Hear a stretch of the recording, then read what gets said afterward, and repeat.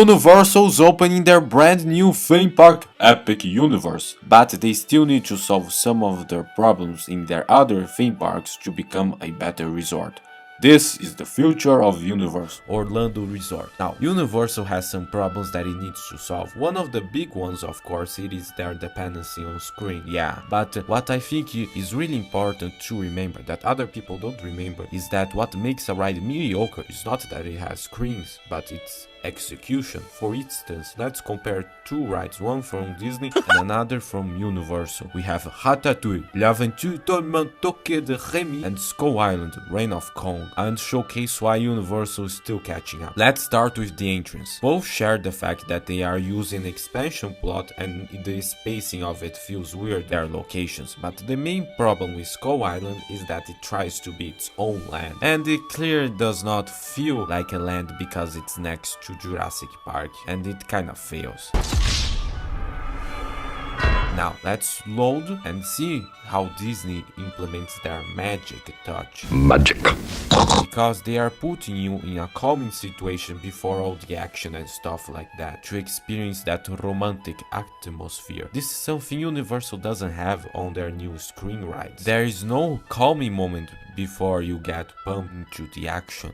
Also, something people forget, frankly, Skull Island sound editing is horrible, and most Universal rides sound like that. That is because they use like this bus system, meaning that the car's audio you can barely hear. But other rides have also horrible sound editing for some reason. It's just dialogue and music you can't barely hear, just like this video. Ratatouille balances the score with the video perfectly. Skull Island is an audio mess that hurts my ear, frankly. The size of the vehicle doesn't help with that, and the shooting from that girl that I don't know the name causes my ears to cry. Another issue is you have the beginning and end, which are cool, but their screen part is not that great. That is the biggest issue with most Universal rides. This is the biggest disadvantage with screens, which is the opposite problem of physical sets. But we can fix that, so let's do it. I'm going to design the future of Universal Orlando Resort, so let's start. Again, nothing I'm going to say here is news or probably never gonna happen. No way. This is just my ideas of what I would like to see. If you want more, contact me via email. So, now that Disney owns The Simpsons, it will be a good idea to replace in Springfield, but also fix the rest of Kids Zone. So, we'll break apart the Simpsons ride from the Fast Food Boulevard, and yes, that is the name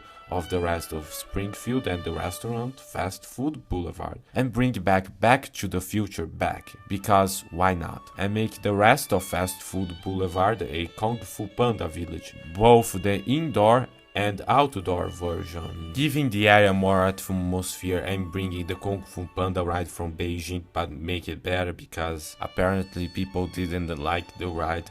Maybe we can make it like Pirates of Batavia at the Europa Park. But then let's redo the rest of Kids Zone. Then comes ET. Of course, we're keeping it, but what about its entrance? We have two options. We can move the entrance to Café La Bamba, or keep it as is. We'll have to remove the old Barney Theater as well as Five-O's Playland and remove Curious George Goes to Town, but that doesn't mean we'll get rid of Curious George forever. You see, George is still popular with his YouTube channel have 3 million subscribers. Speaking of that, please subscribe. So, he is still popular, so why not solve two problems at the same time? At Islands of Adventure there is this theater at Toon Lagoon that is abandoned.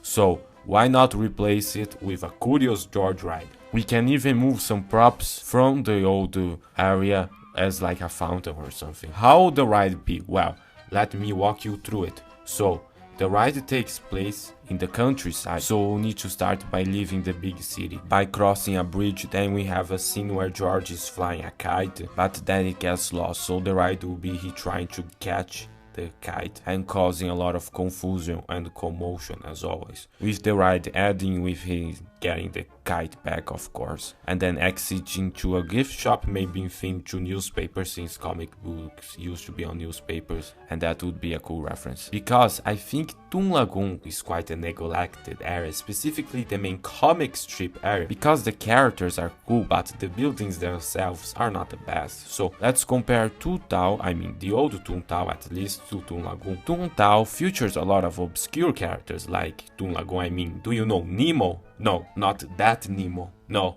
not that Nemo as well. I mean, Little Nemo. No? Okay.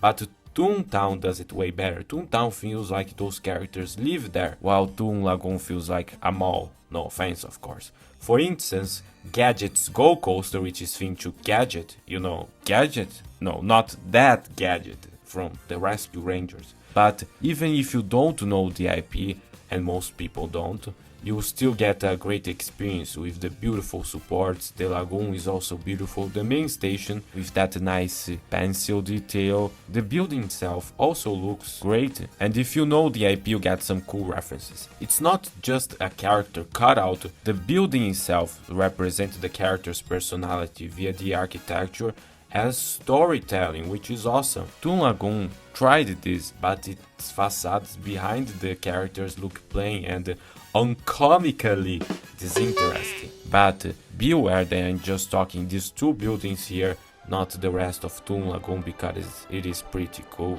But even Toontown had problems that had to do with its concrete floor, that it had too much, and that's why they are redoing everything and adding more grass. I think Toon Lagoon can do better. Maybe this Curious George will help. But going back to Kids Zone, who retheme Woody's Woodpecker's Nut House Coaster to the Penguins of Madagascar, and the area can have a tree maybe with a show, and then you can have a Trolls area with a people mover or some kind of suspended roller coaster going around, one little flat ride, and leave some space for a Pokemon area. You also need to connect this path to the main Man in Black area and retheme the World's Fair area to a sci-fi city, and maybe add a coaster like Taron at Phantasialand. Maybe theme it to Battlestar Galactica, I don't know, whatever space movie is popular in like 10 years. And leave some more space for expansion, of course. And let's do one more thing, and that is go to New York and add the Secret Life of Pets area back where this facade is, because the facade is getting destroyed by the sun. Universal's still a great place, and it is awesome and worth your time. I just pointing out stuff that needed to be upgraded. Now, if you want to see the future of Epcot, well, I got you covered. Click the video right now. See you there.